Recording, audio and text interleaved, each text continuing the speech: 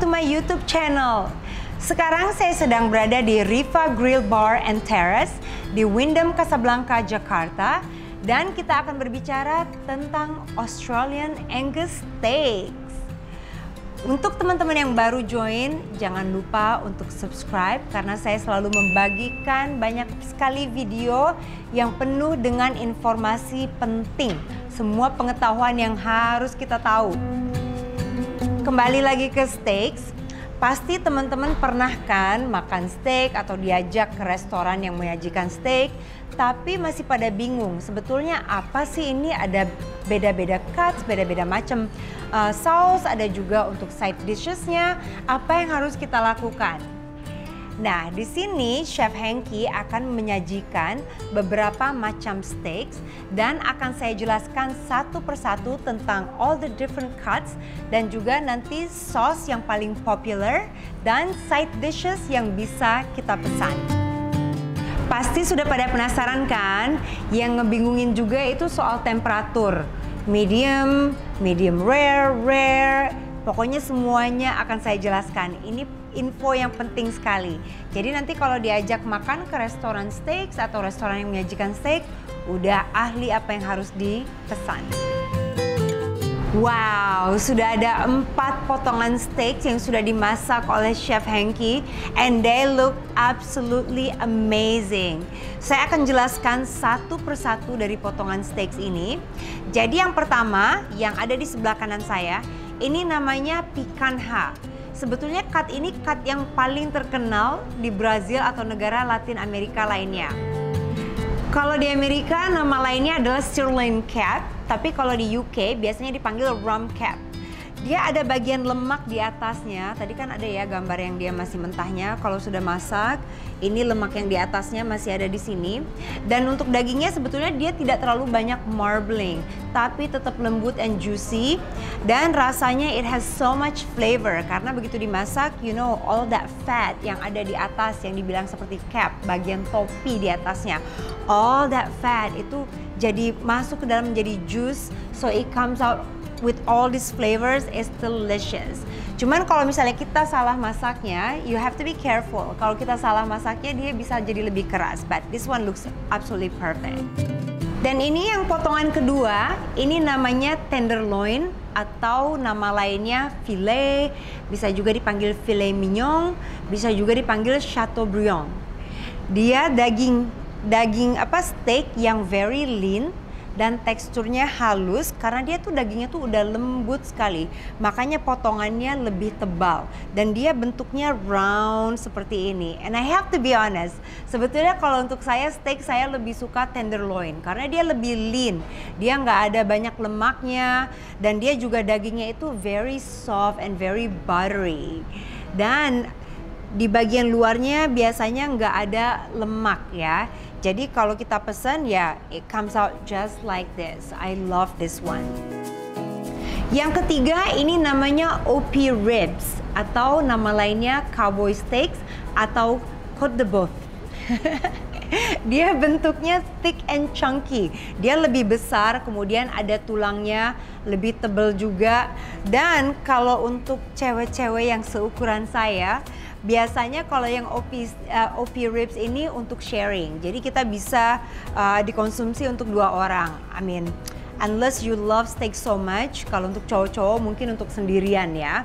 Dan kalau yang OP ribs ini, dia kalau dimasak di rumah juga lebih forgiving karena ukurannya yang gede.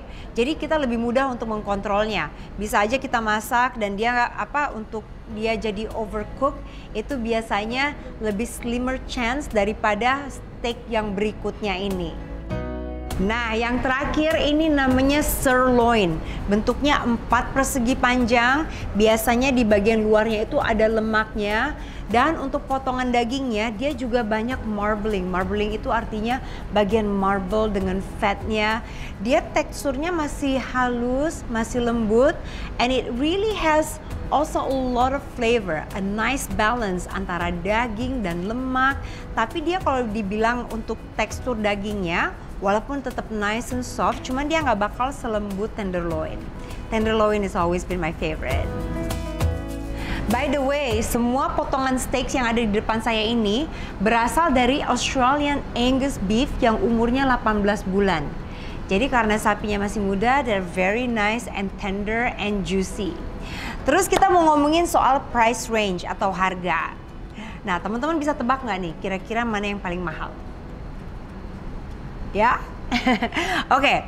Di sini sebetulnya yang harga paling mahal itu jatuh kepada tenderloin yang paling kecil dan paling bulat. Kalau yang lain harganya ada di kisaran antara 250 sampai 350-an ribu untuk satu steak. Dan ini kita cuma ngomongin steaknya aja ya, belum termasuk side dishes, makanan tambahan dan sausnya juga.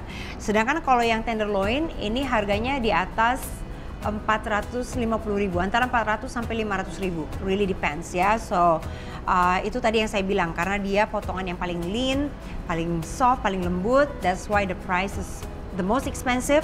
Tapi kalau untuk soal rasa, ini beda orang biasanya sukanya beda. Ada yang suka sirloin, kenapa? Karena bagian marbling, bagian fatnya itu, it has so much flavor.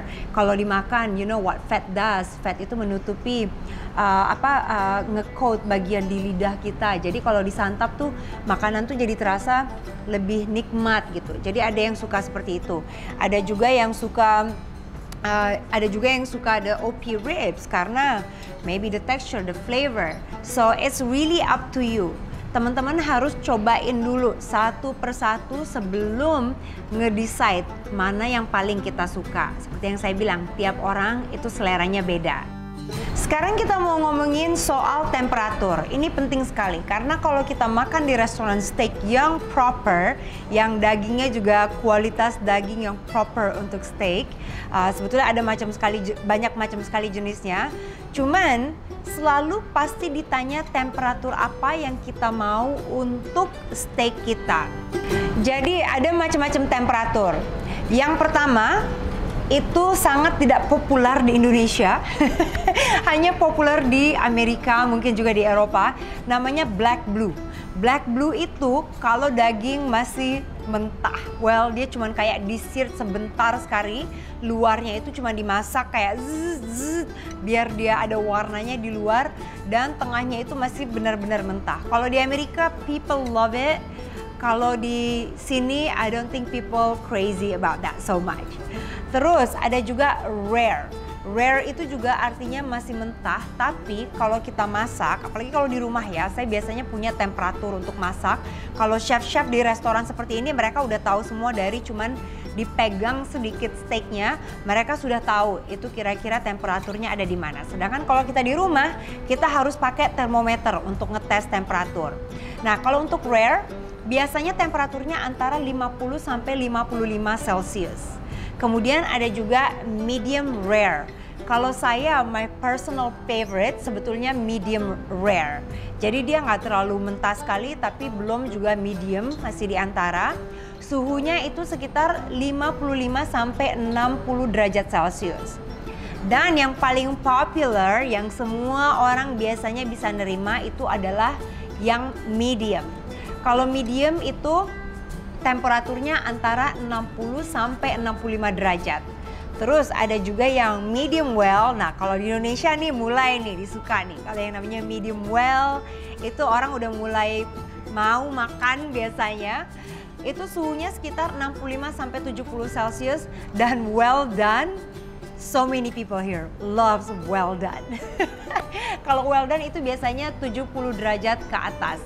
Nah, sebetulnya for me, medium well dan well done untuk steak yang kualitas bagus is a big no-no. Kenapa? Karena kalau steak yang kualitasnya bagus, dari cara penanganannya, dari apa yang dikonsumsi oleh beef itu, dan juga agingnya sudah bagus, we need all the flavor. Kalau kita masak, lebih lama kita masak, lebih hilang rasanya dan juga teksturnya itu makin keras. That's why we don't want that. Kita mau tetap menjaga all the juiciness dan the true flavor of that beef. Itu yang mau benar-benar kita enjoy. Sekarang kita mau potong steak-steaknya. Saya mau tunjukin ke teman-teman. Jadi di sini udah disiapkan Kalau yang picanha ini rare, kemudian tenderloin medium rare, terus juga yang OP ribs ini medium, dan yang sirloin medium. So let's check it out. Yang picanha, saya tunjukin ya. It's so nice and soft. Mudah sekali dipotongnya. Nah, ini yang namanya rare. Jadi dia masih benar-benar merah di dalamnya. Mungkin kalau teman-teman nggak biasa sama daging yang masih mentah seperti ini, bisa dimulai dengan mengorder yang medium. Jadi kalau udah biasa dengan medium, baru nanti diturunin lagi jadi medium, jadi rare ya. Jadi medium rare dulu, baru cobain yang rare. Sekarang untuk yang tenderloin kita potong.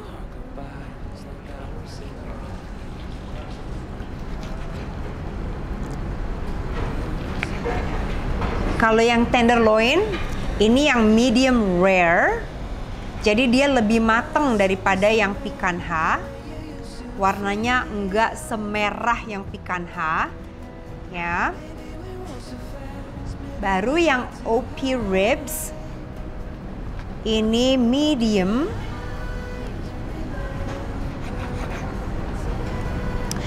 Kalau yang medium dia masih ada merah di tengahnya, tapi enggak semerah dan sejuicy yang medium rare. Itu tadi yang saya bilang, makin lama dimasak, dia jusnya makin hilang, teksturnya juga makin lebih keras. That's why lebih baik kalau dia lebih mentah, itu lebih baik dan lebih juicy dagingnya. Sekarang yang sirloin juga medium. Tuh, teman-teman bisa lihat warnanya juga masih ada pink di tengahnya, tapi enggak sejuicy dan selembut yang medium rare atau yang rare. It still looks really delicious. Dan ini semua benar-benar lembut and soft ya. Kalau dipotong tuh it's really easy. Of course kita masih tetap perlu memotongnya dengan menggunakan steak knives, tapi yang sama sekali nggak susah untuk memotongnya. Sekarang daging-dagingnya teman-teman udah pada mengenal. Kita akan bicara tentang saus yang paling popular untuk disajikan dengan steak ini. Untuk macam-macam sauce, biasanya juga tiap restoran itu ada signature sausesnya sendiri. Nah, kalau di Riva Grill Bar and Terrace, ini yang saus yang paling popular. Mereka juga punya nih saus yang seperti chimichurri dan sebagainya. Cuman saya mau jelasin yang paling popular. Yang pertama namanya Café de Paris. Dan mereka sajikan yang berbentuk butter. Ada juga yang sauce, ada juga yang masih berupa butter. Dia terbuat dari mentega atau butter yang asli ya, bukan margarin. Ditambahkan some herbs, ada juga shallots atau bawang merah di situ. Jadi nanti makannya begitu steaknya masih panas, ini tinggal ditaruh aja di atasnya, nanti dia akan meleleh dengan sendirinya. Yang berikutnya ini juga very popular, namanya Bordelaise, yaitu red wine sauce. Biasanya terbuat dari red wine, ada sumsum, jadi it's so much flavor in it. Terus juga bawang merah atau shallots, pakai butter, dan dimasak dalam waktu yang cukup lama. Look at that, it's really thick and so much flavor. Ini juga aromanya harum sekali. Kalau yang ini semua favoritnya saya ya kalau untuk disantap dengan steak. Yang ini namanya green pepper sauce.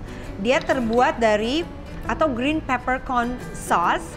Jadi dia terbuat dari lada hijau yang dimasak dengan menggunakan beef stock dan juga ada krimnya. Dia pakai butter juga. It's also very popular, so much flavors, delicious. Dan yang satu lagi, favoritnya semua orang, mushroom sauce. Dan kalau di sini mereka menyajikannya lebih special lagi. Mushroomnya mereka pakai mushroom porcini yang dimasak juga dengan menggunakan kaldu sapi, beef stock. Terus juga ada butternya, juga dimasak dalam jangka waktu yang cukup lama. So it also has so much flavor in it. Dan kalau orang Indonesia biasanya selalu minta saus sambal. Ada restoran atau chef yang baik udah dia dikasih saus sambal, tapi most of the places they like.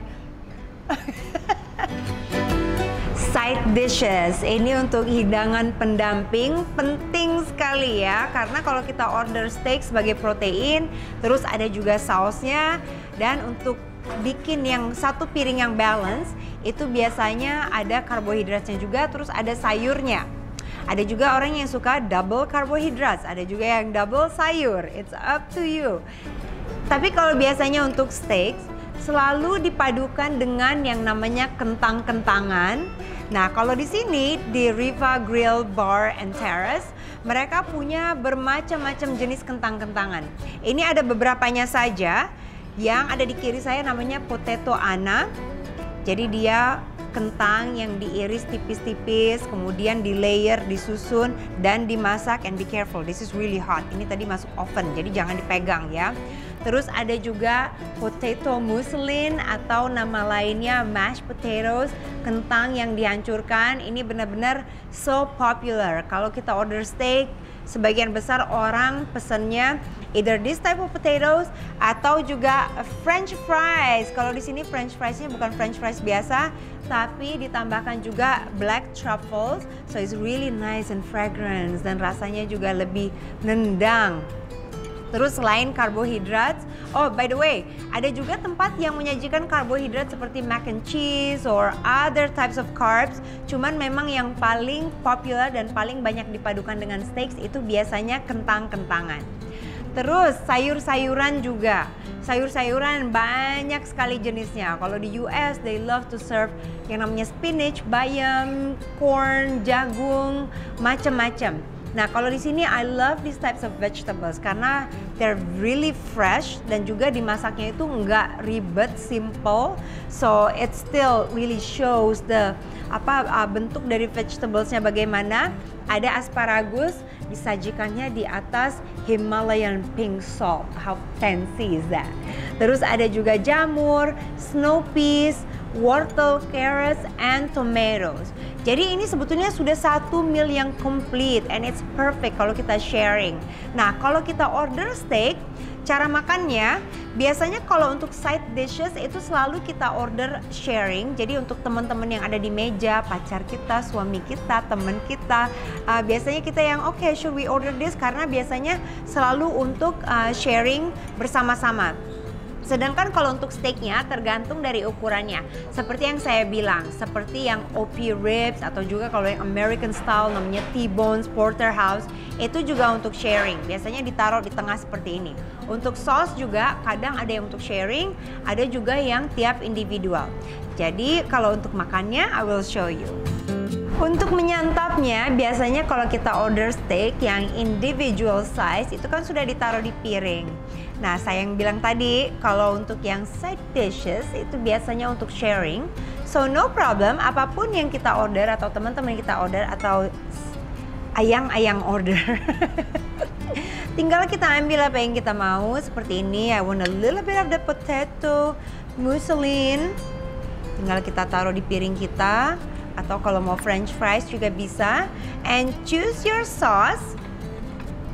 Saya mau yang green peppercorn. I love this sauce. Dan ini biasanya langsung kita taruh di atas steak yang kita order seperti ini. Bisa juga sedikit-sedikit aja.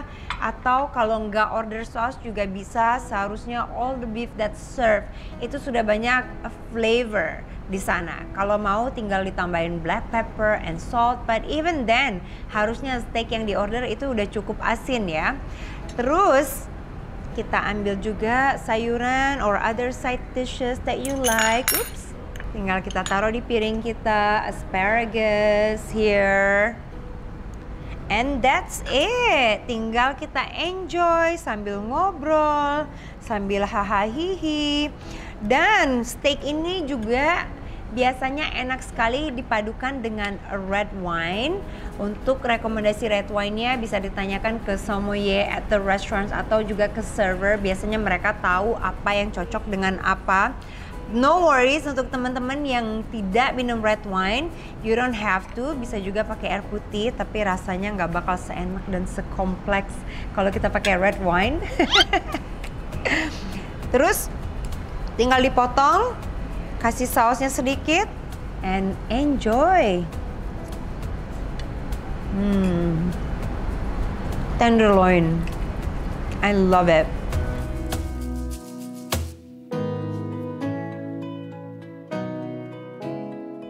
There you have it. Semoga teman-teman suka sama info yang saya berikan hari ini. Jadi jangan takut lagi untuk makan di restoran steak dan nyobain steak secara proper. Untuk teman-teman yang punya saran, jangan lupa di komen, di like, di share, and subscribe. See you next time.